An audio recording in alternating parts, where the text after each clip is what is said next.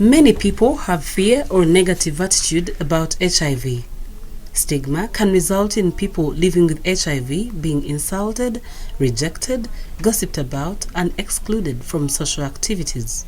People living with HIV often feel nervous about telling others that they have HIV due to the fear of stigma or discrimination, which leads to isolation and feeling unsupported, which can have a significant impact on their health and their well-being.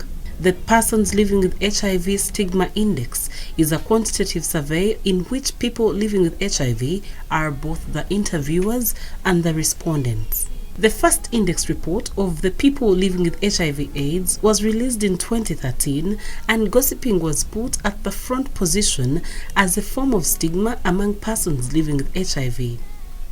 With support from the Embassy of Ireland through the Prevention of HIV and AIDS, the rollout of the second national PLHIV Stigma Index report in Uganda was made possible. The overall goal of the Persons Living with HIV/AIDS report is to estimate the prevalence of HIV-related stigma and discrimination among the persons living with HIV, with the aim to develop evidence-based responsive strategies. The Executive Director of NAFOFANU, Stella Kentutsi, stressed the objectives of carrying out the index report. First one, we wanted to estimate the prevalence of HIV stigma based on selected domains of how much of external stigma do we have, how much of internal stigma do we have.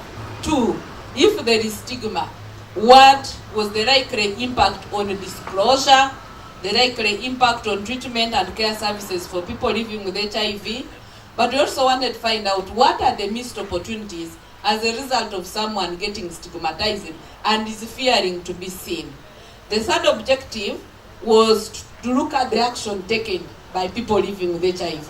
This is a new addition. We look at it as the resilience.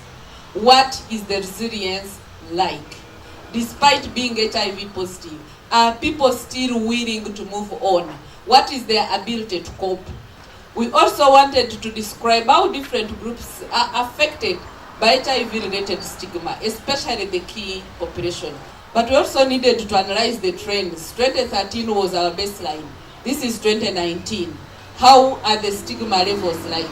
Are we seeing a reduction? Are we seeing an increase? The study targeted persons living with HIV who had lived with HIV for at least 6 months and above, and among the key findings in the 2019 report is that there is an improvement in the challenges of disclosure since the first report conducted in 2013. The report shows that husbands were more likely to know the status of their wives than the wives, and also 68.88% of women had disclosed more to their children than to other family members.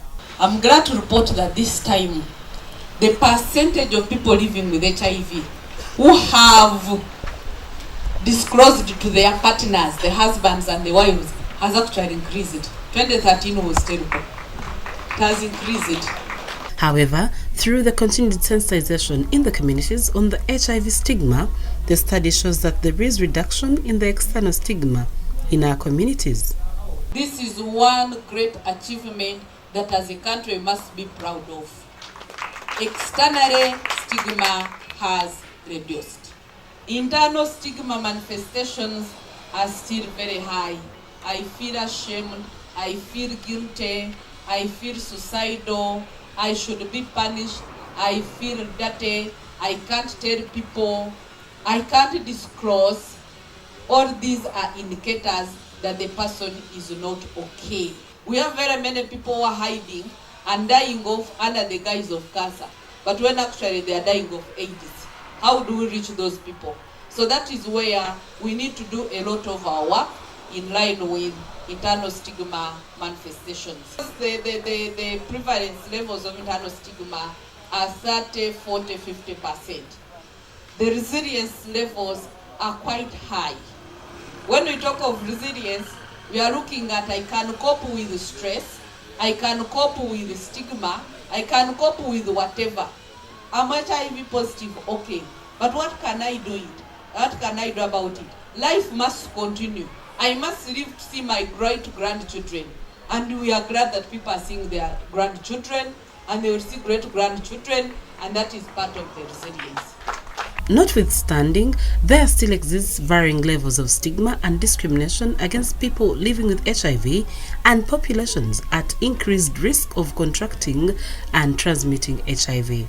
However, there are a number of recommendations that need to be worked on to fight stigma, which include development of policies that have stigma reduction lenses, advocacy to address fear and change attitudes, including key population in healthcare programming, protect persons living with HIV from discriminative laws, and among all, the key recommendation of the report is that the various stakeholders in the multi-sectoral response need to undertake an effective response to the HIV epidemic by tackling the root causes of stigma and ensuring that services are inclusive and accessible, and this is to be done by empowering people living with HIV to understand their rights and the act on violations, address fears and change attitudes, including the key populations in the healthcare programming, protecting persons living with HIV from discrimination laws, and also have stigma and discrimination reduction as a goal in national strategies.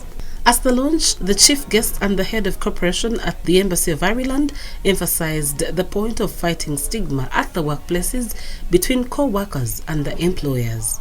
And we really need to do better around stigma in the workplace and support organisations around HIV policies.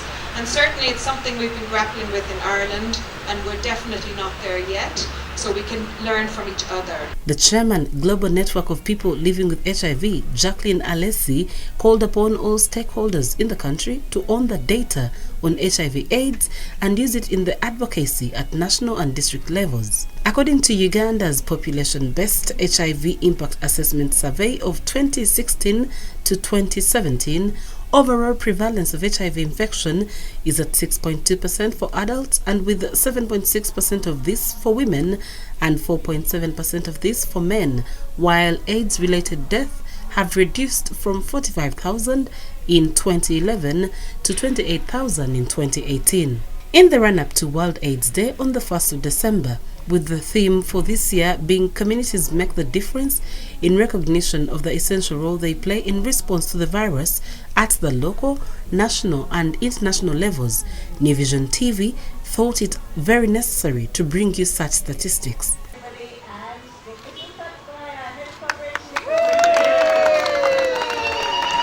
I always leave the circle and others follow. You just come and follow the circle and then we go.